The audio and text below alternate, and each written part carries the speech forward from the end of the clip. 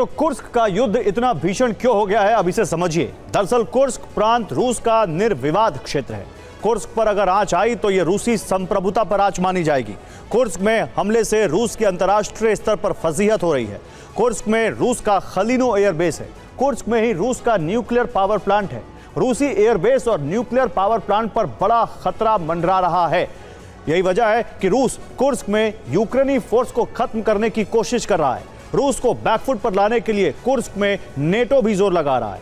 Kursk में रूस की जमीनों पर कब्जा कर नेटो रूस पर दबाव डालने का प्रयास कर रहा है और यही वजह है कि कुर्स्क में जंग का सबसे खतरनाक दौर शुरू हो गया है।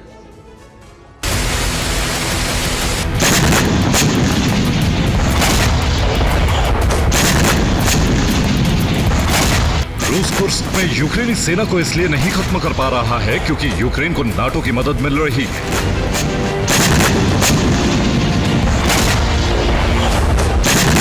नाटो ने ट्रेनिंग के नाम पर दर्जनों वॉर कमांडर्स को यूक्रेन भेज दिया है। नाटो के ये कमांडर्स ही कुर्स्क में हमले का प्लान बना रहे हैं।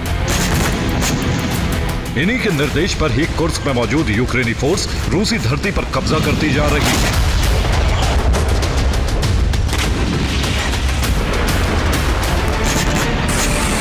कुर्स्क में यूक्रेन जिस तरह से हमले कर रहा है उससे रूस की ग्लोबल बेइज्जती हो रही है।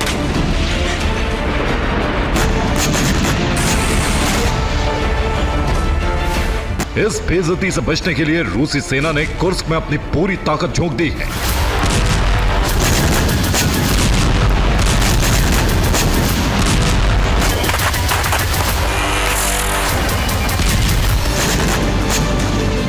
रूसी सेना के जबरदस्त हमले से कुर्स्क में 24 घंटे के अंदर यूक्रेन के 350 सैनिक मारे गए। कुर्स्क में रूस ने यूक्रेनी सेना के सैन्य वाहन को भस्म कर दिया। कुर्स्क के क्रुगलेन में 8 घंटे की विध्वंसक जंग हुई।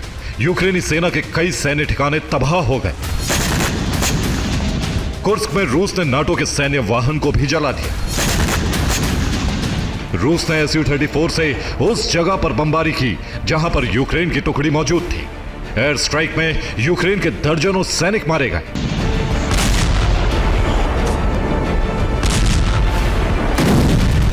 यानी एक तरफ रूसी सेना जलजला ला रही है तो दूसरी तरफ उसे उत्तर कोरिया के सैनिकों और तालिबानी लड़ाकों का साथ मिल रहा है।